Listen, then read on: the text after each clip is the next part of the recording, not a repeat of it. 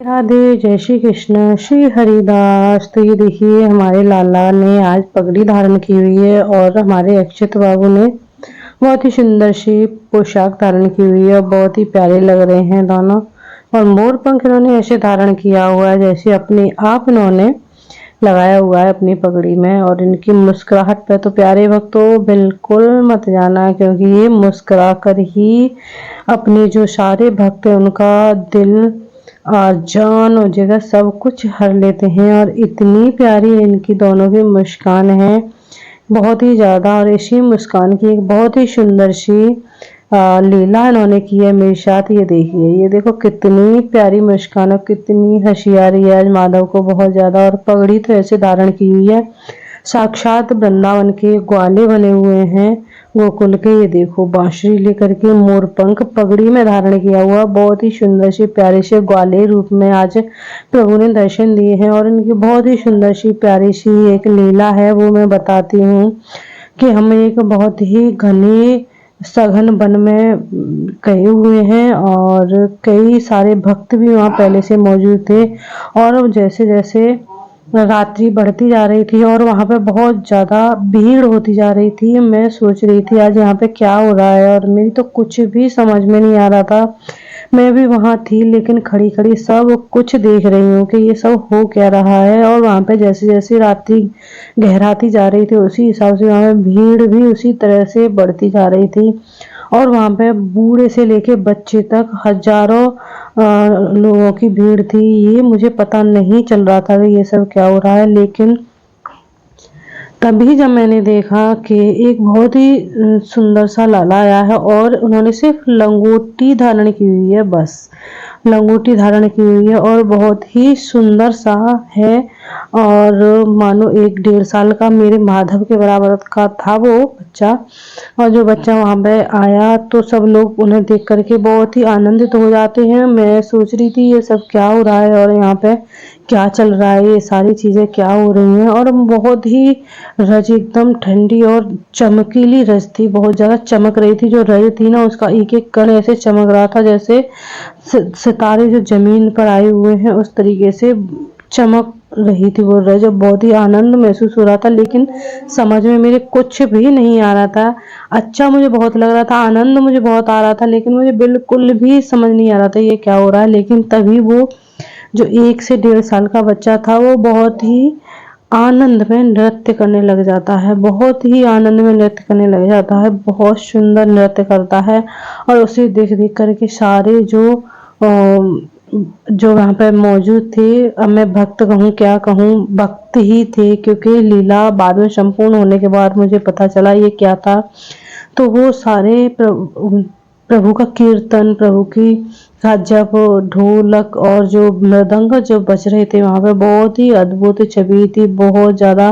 और इतना सुंदर नृत्य किया था लाला ने, बहुत ज़्यादा। मैं फिर मुझे लगा कि ये तो मेरे माधव जैसा लग रहा है, तो कहीं ये माधव ही तो नहीं है। तो मैंने उसे बोला कि लाला, माधव।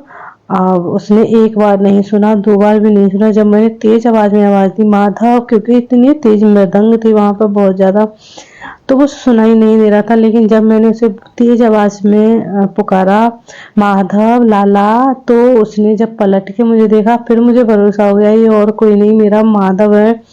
और जब मैंने उसे लंगोट की तरफ देखा तो सिर्फ एक जो यहाँ हमारे यहाँ ब्लू रंग का, आपने पिछली वीडियो में भी देखा होगा, ब्लू रंग का एक नेकर जो पहनते हैं प्रभु, वो माधव मेरे वही उन्होंने धारण किया हुआ था। फिर मुझे पक्का भरोसा हो गया था ये और कोई नहीं, मेरा माधव है, छलिया है और अपने भक्तों को आनंद देने के लिए यहाँ पर आया हुआ है, विराजमान हुए हैं। सारे भक्त यहाँ पर बुलाए हैं इन्होंने और अब यहाँ पर नृत्य करके सारे भक्तों के साथ अपना समय प्रभु देने आए हैं और सब भक्तों को खुशी देने के लिए यहाँ पे प्रकट हुए। और भक्त भी उनकी खुशी में इतने आनंदित होकर के कुछ नाच रहे थे, कुछ मृदंग बजा रहे थे बहुत ज़्यादा।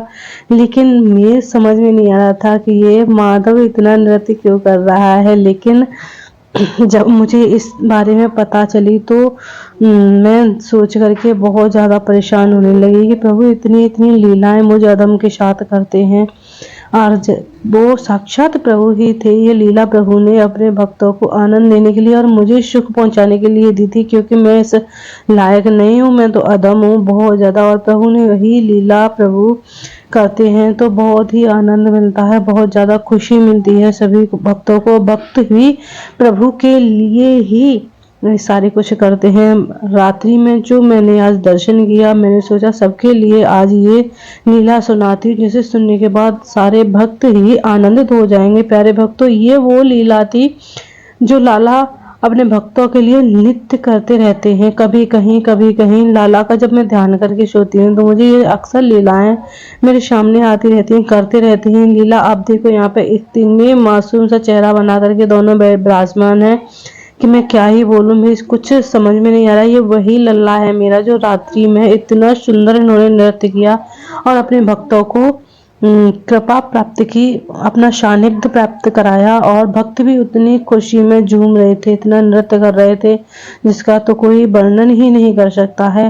प्रभु अपनी इस लीला के माध्यम से बताते हैं कि वो भक्तों के लिए कुछ भी करते हैं, चाहे छोटे रूप में आए चाहे बड़े रूप में आए, लेकिन प्रभु दर्शन जरूर देते हैं और अपने भक्तों को का उतना ही ध्यान रखते हैं। प्रभु ने हमें नाम की शक्ति प्रदान की है, जब हम उनका नाम जप कर सकते हैं, जब उनका स्मरण कर सकते हैं, उनका गायन हम कर सकते हैं। ये हमारे ऊपर प्रभु की बहुत बड़ी अनुकंपा है। और यही मुझे रात्रि में प्रभु ने समझाया कि मैं हमेशा अपने भक्तों के साथ हूँ और उन्हें दर्शन देने के लिए, अपना सानिध्य प्राप्त करने के लिए हमेशा तैयार रहता हूँ।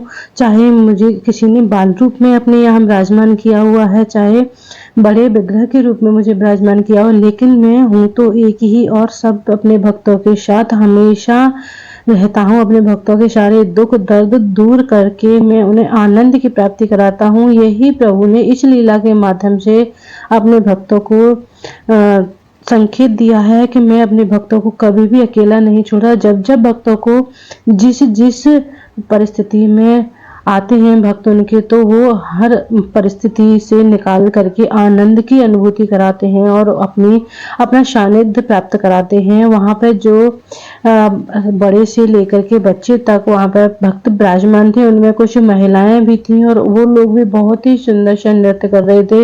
वो अलौकिक छवि, वो अलौकिक छटा, वो जो शगन बन था, वहाँ पर जो शीतल शीतल जो हवा बह रही थी और जो चांदनी रात थी, बहुत ही आनंद की प्राप्ति कराते हुए प्रभु ने अपने भक्तों पर जो आनंद की वर्षा की है वो अद्भुत है। और प्रभु इसी तरह से अपना सानिध्य प्राप्त कराते हुए अपने भक्तों को हमेशा इस विकार से निकालते हैं, इस माया जाल से निकाल करके अपना सानिध्य की अनुभूति कराते हैं। और अब मुझे जैसे अधम को पर तो बहुत ही ज्यादा अनुकंपा प्रभु करते हैं, क्योंकि मैं इस लायक तो बिल्कुल नहीं हूँ कि मैं प्रभु की अपनी किसी भी सेवा से प्रभु को खुश कर पाऊं। लेकिन प्रभु जब जब मुझे इस परिस्थिति से निकालते हैं तो मुझे बहुत ही ज्यादा आनंद की प्राप्ति होती है और मुझे लगता है प्रभु ने इतनी कृपा मुझे पता नहीं क्यों प्रदान की है। मैं तो अदम हूँ, नीच हूँ और अपनी सारी परिस्थिति प्रभु के लिए ही मैंने समर्पित की हुई है, तो भी प्रभु मेरे ऊपर इतनी अनुकंपा करते हैं जिसका मैं वर्णन नहीं कर सकती हूँ। प्रभु ऐसे ही हैं, जो चाहता है वो प्रभु अवश्य देते हैं।